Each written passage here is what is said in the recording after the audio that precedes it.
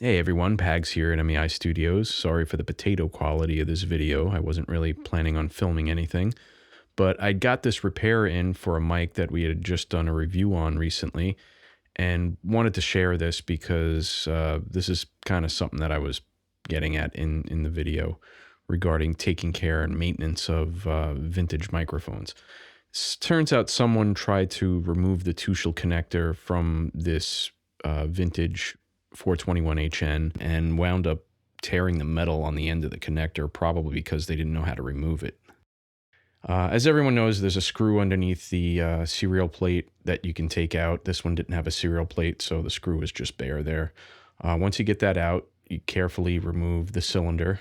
And I stress carefully because those little wires on the end there can break very easily. Make sure the barrel is marked for the red and the blue wire, because if you don't remember which one goes where, that could be a problem. I like to remove the barrel completely from the body before doing any kind of work down there. I just don't want to stress those wires. They are old and I don't feel like replacing them. So now that the barrel is disconnected from the rest of everything,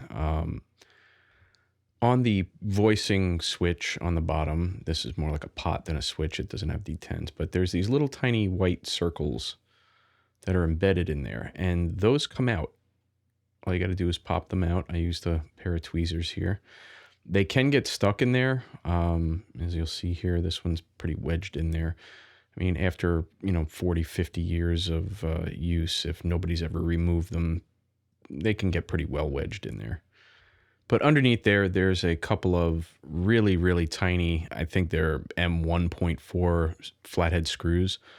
So you can remove one, and then to remove the second one, you have to twist the switch to line up the hole over the other screw. So once you find it, then you can remove the second screw. And once those two screws are out, the Klein tuchel connector is free of the barrel.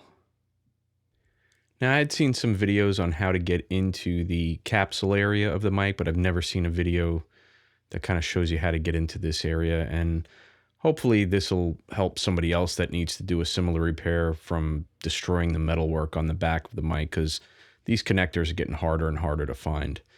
Now, the one that I gotten, unfortunately had threads on the connector, and those threads were preventing it from fitting into the housing. So I did have to take it into the shop and grind the threads down and then drill a couple of holes and tap them out with the correct screw size. I believe, again, those were M1.4 screws. And here I'm just removing the old connector that's got the broken metal on it.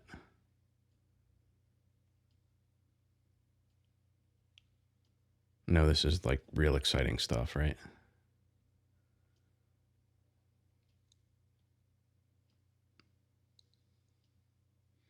But we could see that the two parts are the same size. They're the same height. The circumference is the same on the inside, just the threading that was the problem. The threads were just a little bit too big to fit into the housing there, so. But it was a pretty easy fix. I mean, maybe 2 minutes on the grinding wheel and then a couple more minutes to drill the holes, line them up, and tap them out. And this is the connector after I ground down the threading and drilled the holes, and now I'm just doing the tap.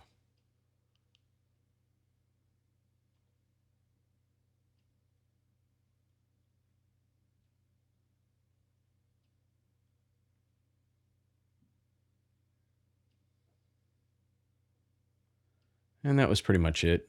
I mean, there's really no point in going through the rest of this. It's just putting the microphone back together the way it came apart to repair that end. But again, just trying to save somebody the time of trying to figure out how to get the end of the microphone off, because it really isn't apparent when you look at it.